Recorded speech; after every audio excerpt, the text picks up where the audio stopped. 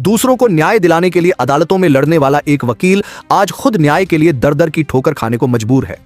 मामला नवादा शहर के स्टेशन रोड निवासी वकील संतोष भट्ट से जुड़ा है, जिन्होंने समाहरणालय पहुंचकर जिलाधिकारी और पुलिस अधीक्षक को आवेदन सौंपते हुए जान माल की सुरक्षा और न्याय की गुहार लगाई है।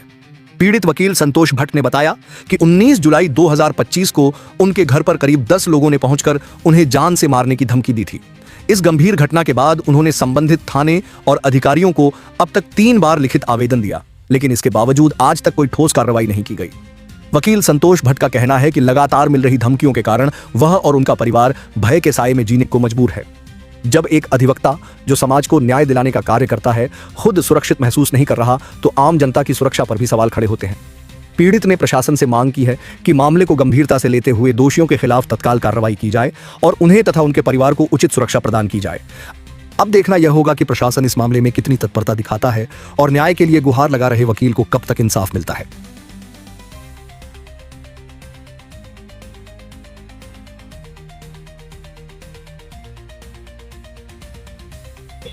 19/7/2025 की घटना मेरे स्टेशन रोड स्थित घर पे 10 से 12 की संख्या में हथियार से लैस लोग आए थे और हमको जान मारने की धमकी दिए थे। और इस संबंध में हमने आरक्षी अधीक्षक नवादा को आवेदन देकर के वस्तुस्थिति से अवगत कराया था और उनके निर्देश पर ही ये कांड संख्या दर्ज किया गया और एडिशनल सेशन जज जो हैं वहाँ से अभियुक्तों का बेल को खारिज भी किया गया एंटीसिपेटरी।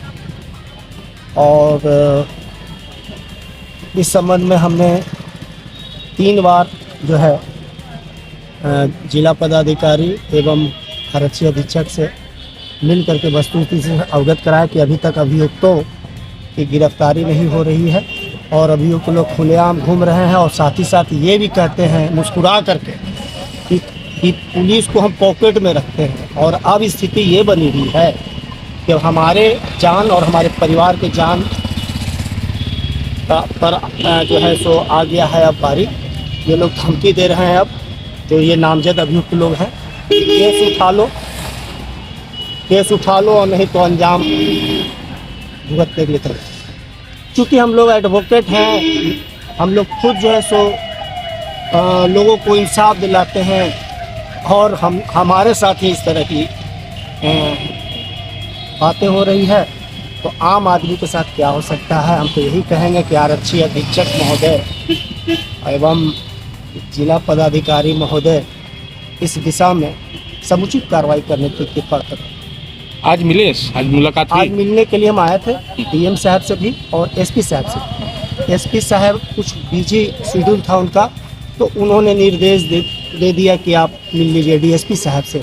तो डीएसपी साहब जो हुए उनको आवेदन जो हमने लिखा था आरक्षी अधीक्षक, क्या आश्वासन क्या मिला?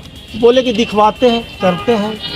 कोई निशु मलिक जी हैं डीएसपी साहब, उनसे हम मिले वस्तुस्थिति से अवगत करा।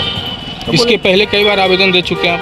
3 बार, सारे जगह 3 बार हम आवेदन दे चुके हैं, मिल भी रहे हैं, लेकिन इस पर कोई कार्रवाई नहीं हो रही है। हमने डीजीपी साहब को भी लिख करके दिया है। जहाँ तक जो अब जान की धमकी मिल रही है और जान की धमकी मिल रही है और काफ़ी हम लोग भयभीत हैं पूरे परिवार के साथ। लेकिन आप लोग जितने भी हम इसमें जो अपनी बात थी वो हम आवेदन में डीएम साहब को भी लिख करके दिए हैं और एसपी साहब को भी दिए हैं। अब और दहशत का माहौल बना। क्या मांग कर रहे हैं पुलिस प्रशासन से? मांग यही कर रहे हैं कि जो कानूनी प्रक्रिया होता है, एंटीसिपेटरी बेल खारिज हो जाने के बाद भी अभियुक्त लोग जो है सो खुलेआम घूम रहे हैं और धमकी दे रहे हैं। तो हम तो यही आग्रह करेंगे, निवेदन करेंगे, प्रार्थना करेंगे डीएम साहब से, एसपी साहब से कि इस पर गंभीरतापूर्वक जो है सो विचार करते हुए अभियुक्तों को गिरफ्तार करके और कानून बहाल रखने का आदेश पारित करें। अपना परिचय दीजिए। मेरा नाम संतोष कुमार हुआ और मैं एडवोकेट भी हूँ और वर्तमान में मेरा अपना एक सिनेमा हॉल है विजय सिनेमा, जिसका मैं प्रोपराइटर हूँ।